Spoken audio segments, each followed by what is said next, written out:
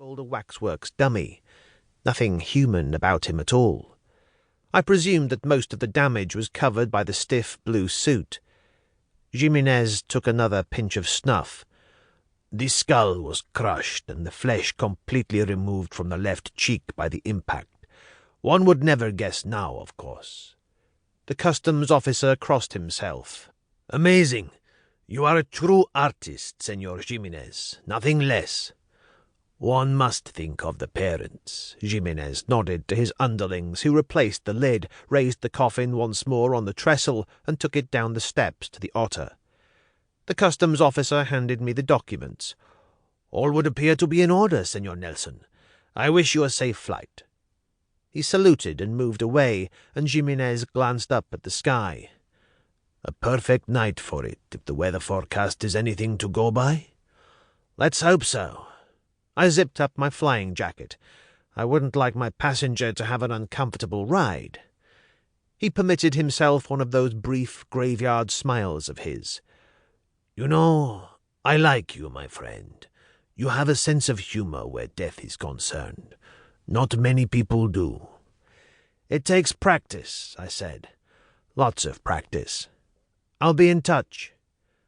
I went down the steps to the otter where his men had just finished stowing the coffin.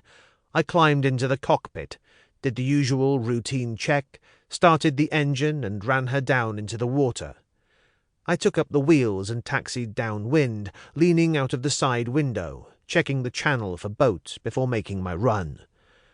When the moment came, she lifted like a bird as usual.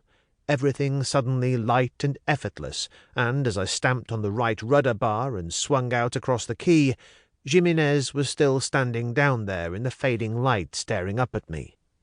I'd first flown the Otter for a film company who were doing all their location work in Almeria on the Spanish Mediterranean coast, for the good and sufficient reason that it's a hell of a sight cheaper than Hollywood these days.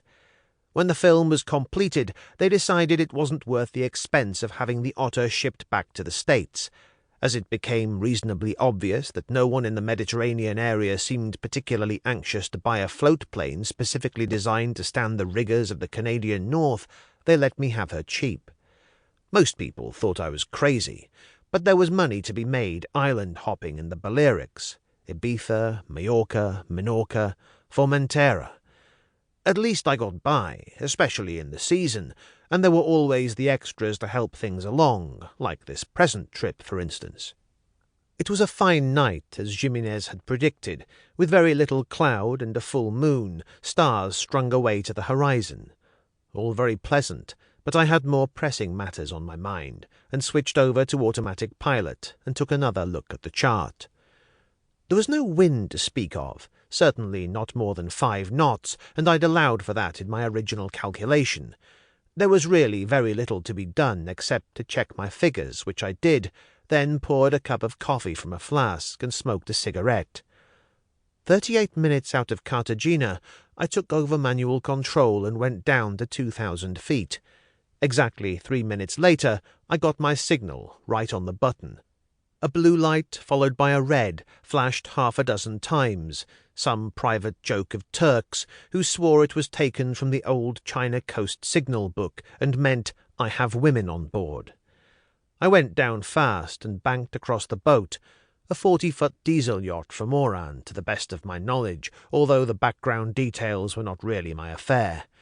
The red light flashed again, and I turned away into the wind, eased back on the throttle, and started down.